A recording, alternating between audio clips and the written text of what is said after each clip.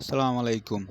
আজকে দেখাবো আপনাদেরকে কিভাবে কম্প্রেসার বসানো হয়, কি চেক করতে হয় সবগুলো আপনাদের ভিডিওর মাধ্যমে সবগুলো দেখাবো। প্রথমত আমি কম্প্রেসারের সমস্যা ছিল, কম্প্রেসার টার্মিনাল কভার ফুরিয়ে গেছে। ফুরিয়ে যাওয়ার কারণে একটা নতুন কম্প্রেসার নিয়েছিলাম। নেওয়ার পরে এখন কম্প্রেসার কাটি ফেলতেছি, ওইটা বাদ দিয়ে ফেলতেছি।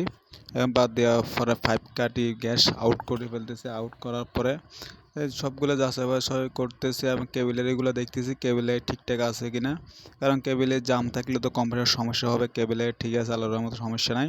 তারপর নতুন কম্প্রেসার তুলতেছি, তোলার পর নতুন কম্প্রেসার সেট করলাম। সেট করার পরে ওয়ার্লিং করতেছি। ওয়ার্লিংগুলো ভালোভাবে করতে হবে। ওয়ার্লিং ভালোভাবে যদি না করে তাহলে লিক থাকার সম্ভাবনা থাকে, তাহলে গ্যাস চলে যাবে। আর ওই ক্ষেত্রে কম্প্রেসারের সমস্যা হতে পারে। এখন আপনারা দেখতেছেন যে ওয়ার্লিং করতেছি। ওয়ার্লিং মোটামুটি ভালোই ওয়ার্লিং হবে, কোনো সমস্যা নাই। এরপর ক্লিপগুলো লাগাচ্ছি। ভালো মতো ক্লিপগুলো লাগাতে হবে, কীভাবে লাগাতে হবে। এবং আমি তো লাগাইতে আছি, সমস্যা নাই। ক্লিপ নতুন কেবল দিছি, কারণ পুরান কেবল সবগুলো জ্বলে গেছে। নতুন কেবল নিয়েছি একটা, ওইটা লাগাচ্ছি। সবগুলা ঠিকঠাক করে লাগাচ্ছি, শক্ত করে লাগাতে হবে।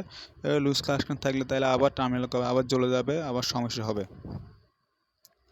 তাই ক্যাপাসিটারগুলো লাইনগুলো দেখতেছি সবগুলা ঠিকঠাক আছে, কোনো সমস্যা নাই। এবং কেবলটা ঠিকঠাক আছে, কোনো সমস্যা নাই। এখন আপনারা দেখতেছেন যে সবগুলা ঠিক আছে।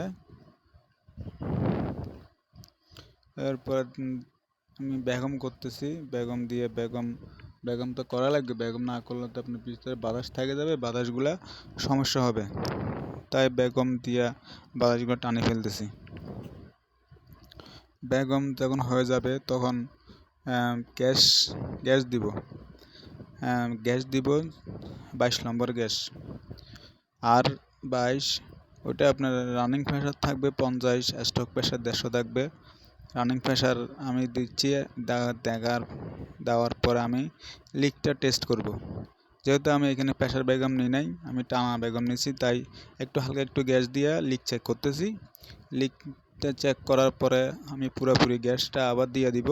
একটুখানি গ্যাস দিয়ে লিক চেক করতেছি, লিক কোনো সমস্যা নাই। ওয়ার্লিং ভালো মতো হয়েছে, ওয়ার্লিং কোনো সমস্যা হয় নাই। আপনারা চাইলে প্রেশার দিয়েও লিকটা দেখতে পারেন, কিন্তু আমি তো প্রেশার কম্প্রেসার আমি নিই না, আমি বেগম কম্প্রেসার নিয়েছি।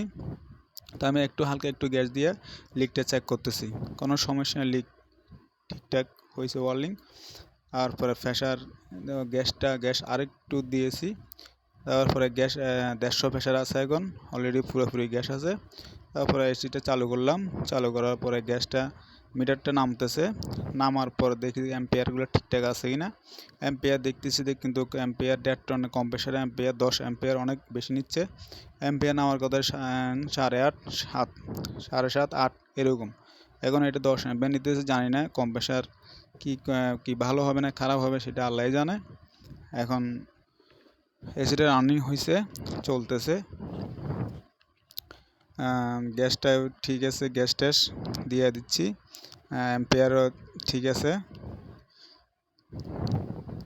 চলতেছে। গ্যাস একটু কম হয়েছে, সমস্যা নেই, গ্যাসটা দিয়ে দিব। গ্যাস ডিসচার্জ পাইপের মধ্যে বরফ জমছে। গ্যাস যদি কম হয় সবসময় ডিসচার্জে বরফ থাকবে, সাকশনে বরফ থাকবে না।